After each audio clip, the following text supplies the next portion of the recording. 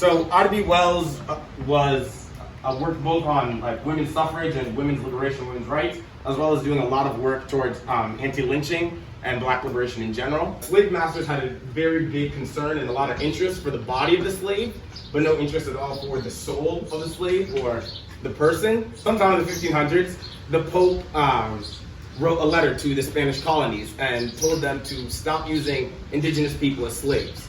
However, he specifically and explicitly put in his letter this does not apply to Africans, and that they were soulless beings and that they weren't intended to be saved. So that's why that they could still be enslaved. So I don't believe that they have a soul, and I don't have an investment within keeping them alive or keeping them healthy enough to work.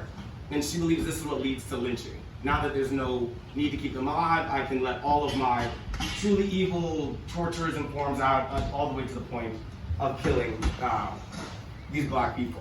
Most of these slave owners had insurance on their slaves, so they could live with killing one slave or damaging a slave too much, as long as it helped maintain their dominance and their complete control over the whole slave society, the slave system. There's Reconstruction in the South.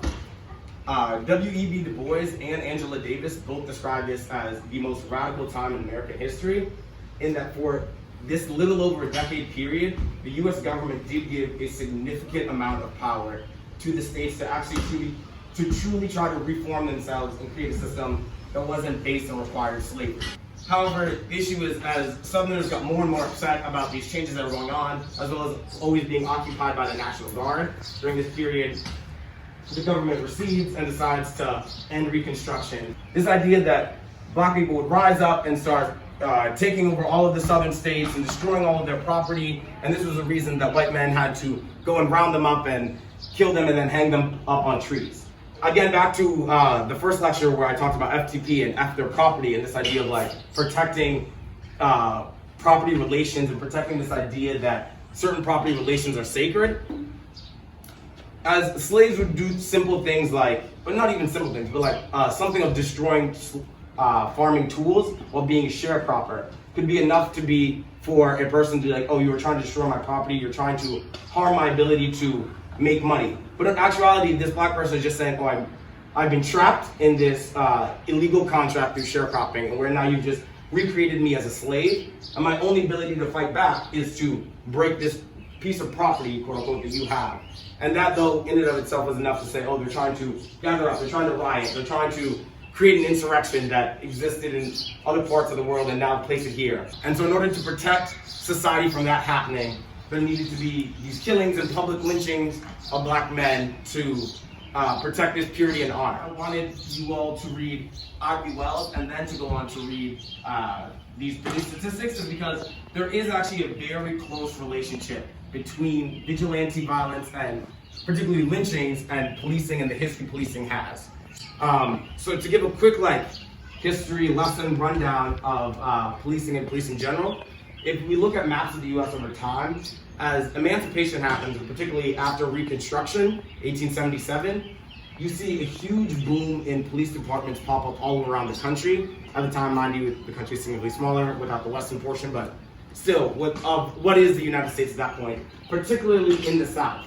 The reason so many new police departments come about in the South is because an old job that used to exist no longer has value. Slave patrols. So people were hired to ride around towns, ride around cities, and look for runaway slaves, as well as be on plantations and roam around the plantation, make sure no slave runs away. Obviously, with emancipation and Reconstruction, slavery no longer exists. Black people are free and are no longer having to be on the plantations. What are you going to do if your only skill is being armed, riding around and looking for people? You create a police department. Police have this all-powerful ability to enact violence on people if they think they are beyond the law. Yet the police officer is the one who determines what the law is and where it is beyond the law. And the reason why I said the police officer determines it is because if you do go to court and you want to complain about something that happened with an officer, especially if you have no video or anything, you've lost. It is your word versus their word, and they have sworn to tell the truth. So police are killing multiple people, but are facing very, very little crime and punishment for it. So oftentimes, I think when we talk about police altercations and that you hear of a black person being shot and killed by their interactions with police. The question often is, oh, what did they do? And so that is the thought that, okay, the violence came onto them was because of some sort of action of theirs, which would be contingent violence.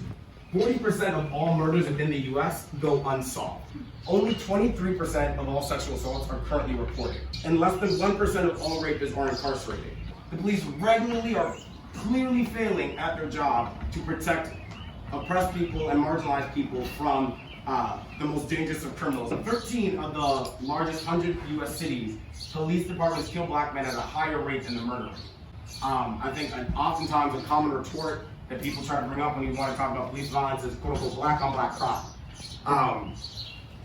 I think the reason that that's such a faulty way of talking about things or looking at them is because everybody commits crime to those who are closest to you, both socioeconomically and literally geographically. And we know that our society today literally is more segregated than we were in 1954. We live more segregated, we school more segregated. Even our economic breakdowns are very close to the same amount of segregation as 1954.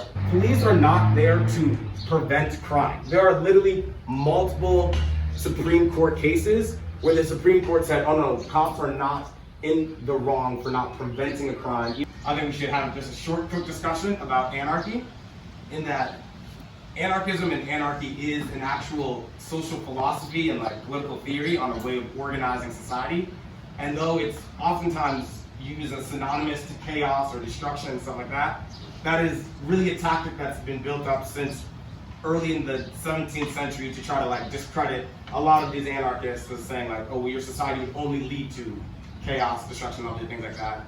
Anarchy, like communism, capitalism, and many other things, has a bunch of different variants, a bunch of different sects, so it's hard to really just pin it down all into one, but a general idea is just an end to hierarchies, and that there's a belief that there should be no hierarchy.